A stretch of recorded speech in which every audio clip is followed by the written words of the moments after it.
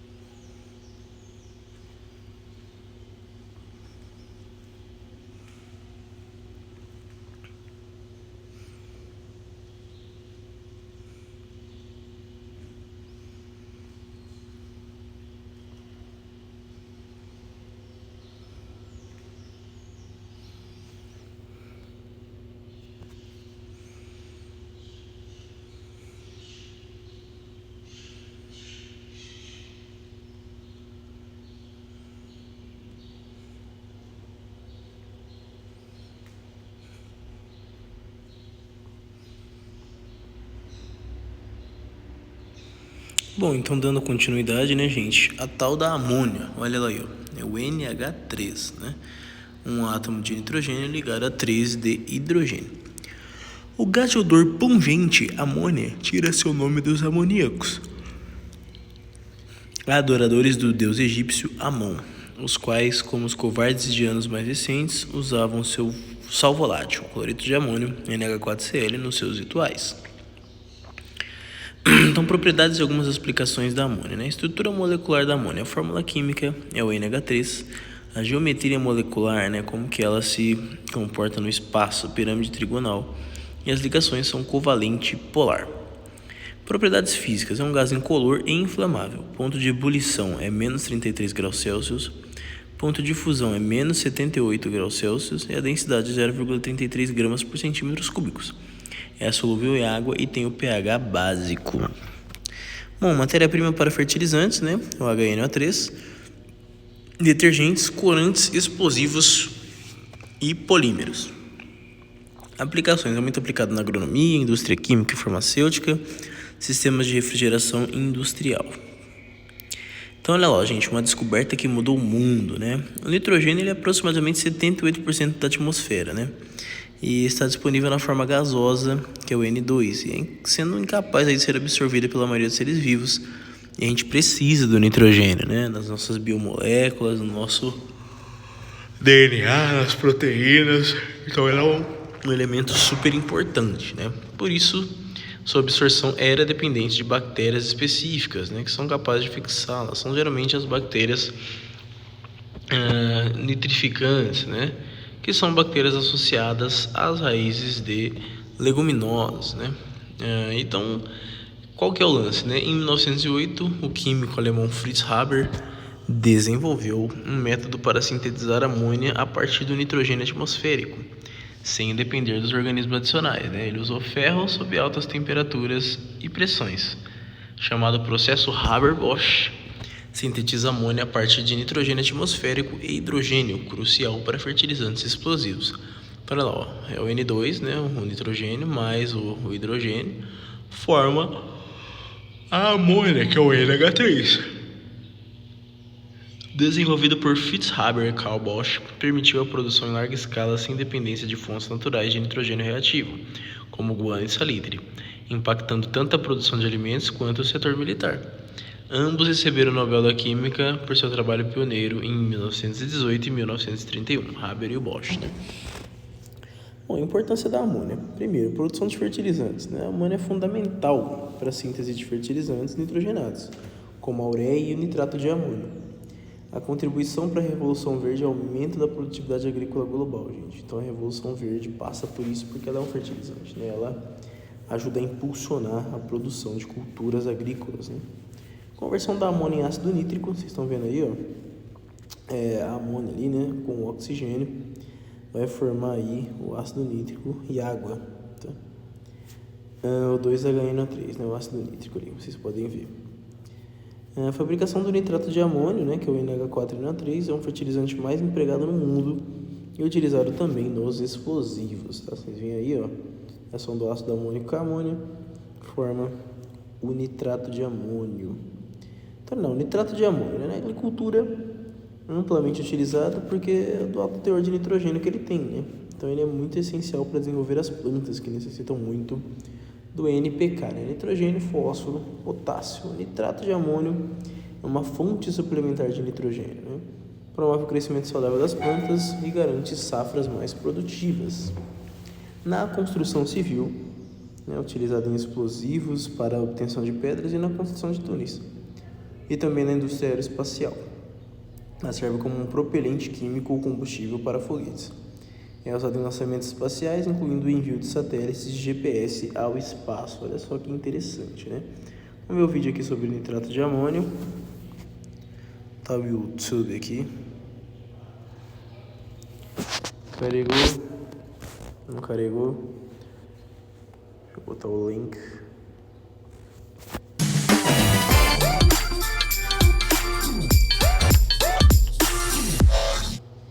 Novo Coristina Decongest. Respira e vai.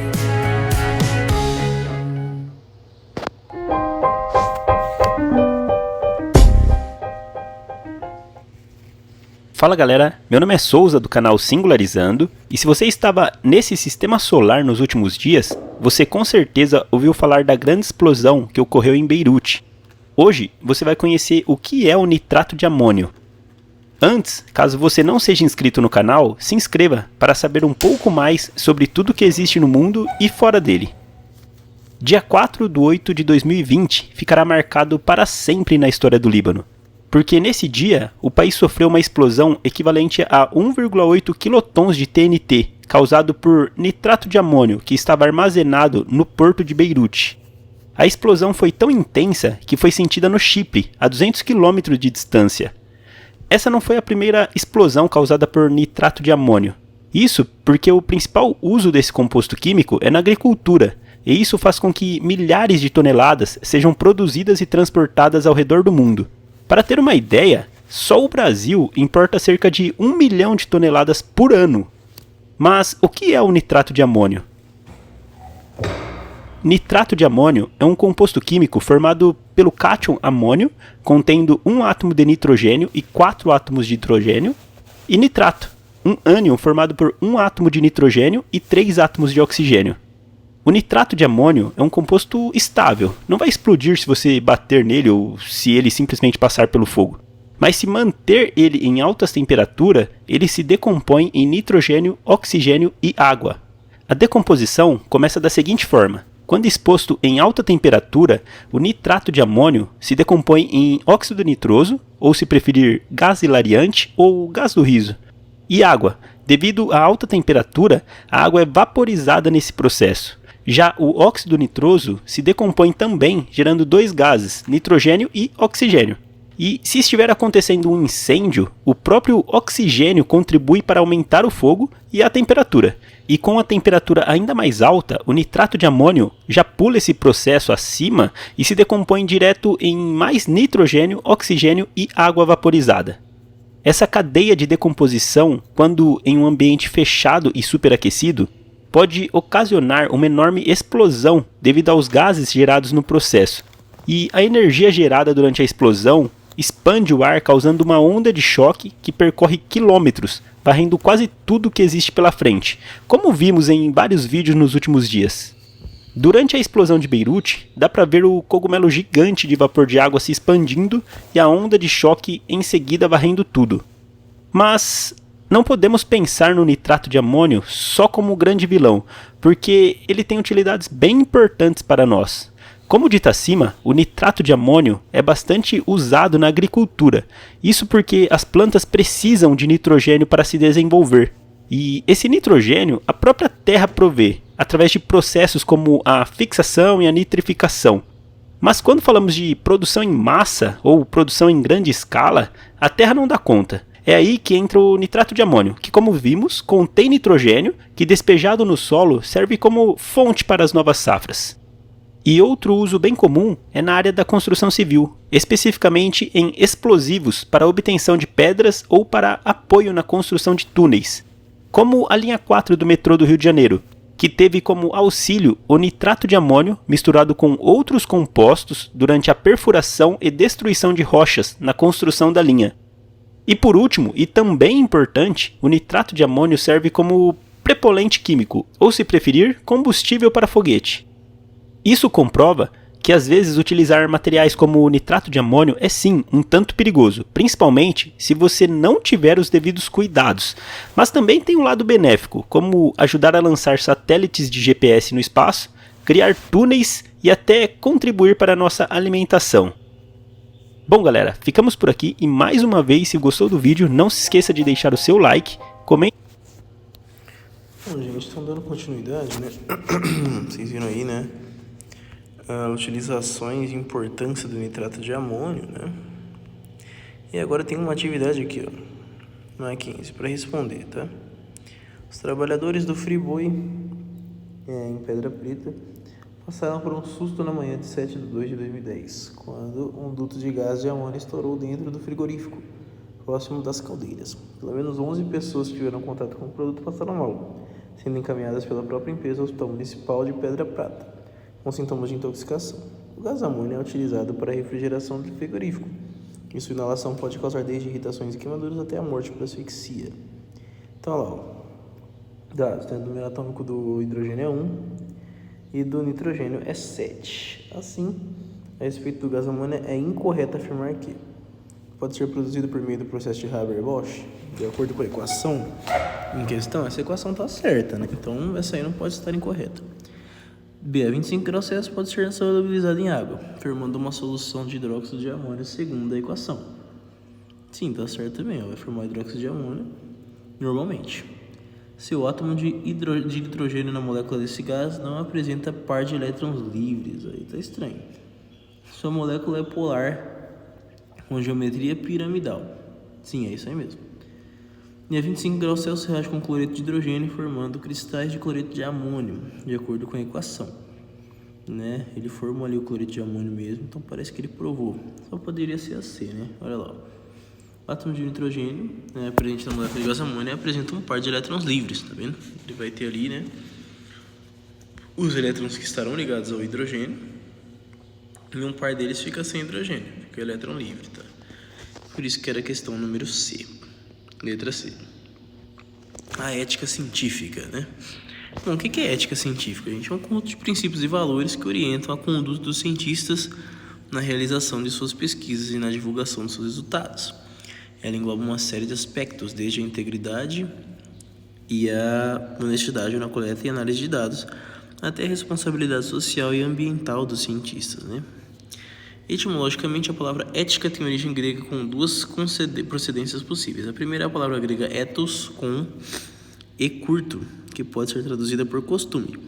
E a segunda também se escreve ethos, porém com e longo, que significa propriedade do caráter. A primeira é que serviu de base para a tradução latina moral, enquanto a segunda é que, de alguma forma, orienta a utilização atual que damos à palavra ética. Então, controvérsias éticas, né? Vamos dar uma olhada aí. Tá aqui, ó, Fritz Haber, né? A foto foi tirada dessa fonte aí. Uma das controvérsias mais marcantes, gente, que envolveu o Fritz foi o papel dele no desenvolvimento de armas químicas na Primeira Guerra, né? Ele liderou muitos esforços para o uso de gases tóxicos como cloro, gás mostarda em combate, né? Usando a química aí para matar a gente. Consequências pessoais. A decisão de Haber de continuar suas pesquisas de armas químicas, apesar das objeções éticas, levou a um grande conflito pessoal.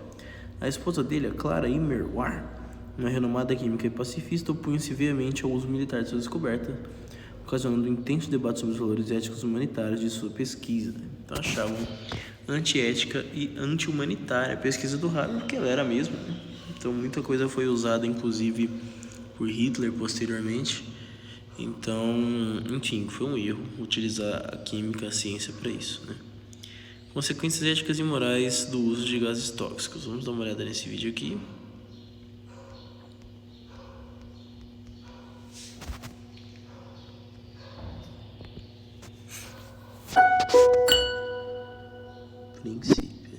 Princípio.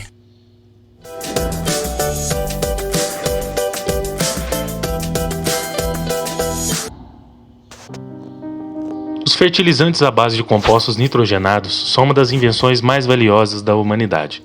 Eles permitiram que a humanidade saltasse de um pouco mais de 1 bilhão de indivíduos para mais de 7 bilhões. Ao mesmo tempo, o processo químico na qual permite que fertilizantes sintéticos sejam possíveis também são os mesmos que permitem uma grande produção de explosivos. Inclusive, foi esse o processo responsável pela Tríplice Aliança, ser capaz de produzir explosivos e munição, que foram usados na Primeira Guerra Mundial, causando milhões de mortes.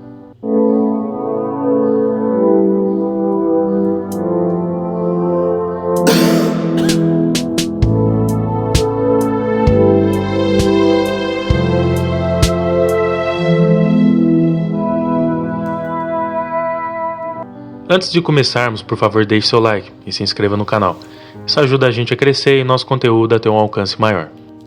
Então, vamos ao assunto. O nitrogênio é um importante elemento químico que todos os organismos vivos utilizam em seus processos bioquímicos. E apesar da nossa atmosfera ser feita de aproximadamente 75% de gás nitrogênio, poucos organismos possuem a capacidade de absorver esse nitrogênio atmosférico e convertê-lo para um composto que seja facilmente utilizado pelos seres vivos. Quando o nitrogênio está sob a forma de nitrato, ele é absorvido pelas plantas e convertido em composto orgânico, contendo nitrogênio, e circula por toda a cadeia alimentar. Em alguns lugares no mundo, como no Chile e no Peru, há depósitos naturais de nitrato, porém esses depósitos estão insuficientes para todas as plantações do mundo. E nesse ponto entra um processo chamado Haber-Bosch, que é capaz de reagir hidrogênio com o nitrogênio e a amônia, e então usar a amônia como matéria-prima para compostos nitrogenados. Essa própria reação é extremamente complicada. Em primeiro lugar, cada molécula do gás nitrogênio presente na atmosfera é composto de 2 átomos de nitrogênio, ligados por uma ligação tripla. Isso faz com que seja extremamente difícil reagir esse gás com qualquer outra substância. Para explicar como essa reação funciona, vamos imaginar por um momento que as moléculas de gás hidrogênio e de gás nitrogênio são carrinhos em cima de uma ladeira. E a parte mais baixa da ladeira é quando essas moléculas se transformam em amônia. A tendência dos carrinhos é descer naturalmente a ladeira, mas esse processo tem um porém. Antes da ladeira uma enorme subida que os carrinhos têm que ser empurrados antes de descer livremente. Os químicos dão o nome de energia de ativação para essa subida. antes da reação ocorrer espontaneamente. Na reação Haber-Bosch, há o emprego de um catalisador, que funciona como se você diminuísse o tamanho da subida antes da ladeira, permitindo que menos impulso fosse necessário antes dos carrinhos fazerem sua subida. Dessa forma, o tempo necessário para a reação química acontecer diminui. Outro inconveniente desse processo é que, se aplicar energia demais no sistema, os carrinhos que estão embaixo farão o caminho contrário e subirão novamente a ladeira, voltando à reação química à estaca zero. O mesmo ocorre nessa reação se fornecer calor demais. A amônia transforma-se novamente em gás, hidrogênio e nitrogênio, atrapalhando o rendimento de toda a reação. E foi ao encontrar o equilíbrio perfeito entre pressão, temperatura e o catalisador certo que em 1909 o químico alemão Fritz Haber foi capaz de produzir amônia sintética e Carl Bosch, outro químico alemão, foi capaz de replicar o processo de Haber em escala industrial, e por isso seu nome também é acreditado. Apesar do uso atual desta reação ter um grande benefício para a produção de alimentos, sua aplicação não começou tão bem intencionada assim. Em 1914, alguns anos depois dessa invenção, começava a Primeira Guerra Mundial. A Alemanha não possuía mais acesso aos nitratos, encontrados naturalmente, uma vez que esses depósitos estavam sob o domínio dos aliados. E compostos nitrogenados são essenciais em guerras, porque muitos deles são excelentes explosivos, como por exemplo, a nitroglicerina, o trinitrotolueno, mais conhecido como TNT, e a trinitrocelulose, que é usada para fazer munições, entre outros. Dessa forma, a produção sintética de amônia foi o que permitiu que os esforços de guerra durassem e que milhões morressem nos campos de batalha. Além do seu processo, Fritz Haber teve um outro papel nessa guerra. Ele foi um dos principais responsáveis por parte da produção do gás cloro e de outros gases tóxicos, que ambos os lados jogavam uns nos outros. Aliás, isso rendeu a ele o apelido de o pai da guerra química. Após a guerra, Haber foi laureado com o Prêmio Nobel de Química de 1918 pelas contribuições que o seu processo químico trouxe ao mundo. Apesar das polêmicas, da destruição que também foi possível graças a isso. Apesar disso, seu destino foi um pouco trágico. Em 1933, Adolf Hitler chegava ao poder e Haber possuía ascendência judia e, mesmo sendo considerado um herói de guerra, foi obrigado a fugir. Em 1934 faleceu, aos 65 anos, após uma parada cardíaca. Carl Bosch também teve seus esforços reconhecidos ao ser laureado com o Prêmio Nobel de Química em 1931. No ano de 2018 foi produzido um total de 230 toneladas de amônia pelo processo de Haber-Bosch no mundo. A estimativa é que até 2030 esse número chegue a 280 toneladas. Mas nem tudo são flores para esse processo. Parte dos nitratos que são usados como fertilizantes acabam se convertendo em óxido nitroso, que é o terceiro maior gás que contribuiu para o efeito estufa. Além disso, as fontes atuais de hidrogênio se baseiam na reação química entre metano, também chamado de gás natural, com água, que produz gás hidrogênio e gás carbônico, que é o maior causador do aquecimento global. Além disso, a presença de excesso de nitrato em vários ambientes causa um desequilíbrio, aumentando o número de certas plantas e algas enquanto certos tipos de animais acabam morrendo. Enfim, resumindo, esse processo carrega uma dualidade em si. Ao mesmo tempo que permite que o mundo não morra de fome, ele também é usado para a produção de explosivos e também tem um grande impacto ambiental. Você gostou desse conteúdo? Então deixe seu comentário. Também não esqueça. Bom, então vocês viram aí, né, gente, a tristeza que foi também o fim do Fritz Haber, né? Por conta de ter ascendência judia, ajudou Hitler a matar o seu próprio povo. É duro. Bom, impacto humanitário, né? Os usos dos gases tóxicos na Primeira Guerra Mundial trouxe à tona questões profundas sobre a humanidade e os limites da guerra. Pela primeira vez, armas foram utilizadas não apenas para ferir ou matar, mas para infligir sofrimento físico extremo e terror psicológico em larga escala. O ser humano né? Enfim. Bom, essa aqui na prática vocês vão responder, tá? Então um tempinho para vocês fazerem aí. E já eu estou de volta. Eu vou fazer com vocês, né? Bom, o EC 2023. A produção de alimentos industrializados precisa ser revista. Banha, corantes, aromas artificiais, gorduras hidrogenadas, conservantes e outros elementos químicos são adicionados à composição desses tipos de alimentos para venda e consumo em massa. As ciências médicas já alertam para o perigo à saúde das pessoas que consomem tal tipo de alimentação industrializada. Alergias, obesidade, diabetes, problemas cardíacos, câncer e outras doenças crônicas. E junto aos problemas de saúde, outras questões emergem oriundas de fatores como o consumo de quantidades enormes de água no processo industrial, além do desmatamento causados pelo plantio de pastagem e a forma como são tratados os animais que servem como insumos ou produtos a serem criados e armazenados. Então, olha só, o enunciado se refere ao desenvolvimento sustentável e desmatamentos florestais, a alimentos geneticamente modificados e questão ambiental, aos riscos à saúde pública e crescimento demográfico, ao consumo alimentar, risco à saúde e meio ambiente. Só pode ser AD, né? Consumo alimentar, os riscos à saúde desse alimento que está sendo muito modificado e como isso prejudica o meio ambiente, né? Bom, então aplicando a ciência e o amanhã. Com base nos estudos realizados nas últimas aulas, vocês vão elaborar um artigo de opinião sobre o tema a ciência e o amanhã e vão responder a seguinte questão: a evolução da ciência deve ser limitada aos princípios éticos? Ao final, você vai expor suas ideias nos artigos aos demais estudantes por meio de uma roda de conversa, tá? Então, usem o restante do tempo da aula para fazer essa atividade aqui, que estará no chat, tá? E eu corrijo com vocês na aula presencial.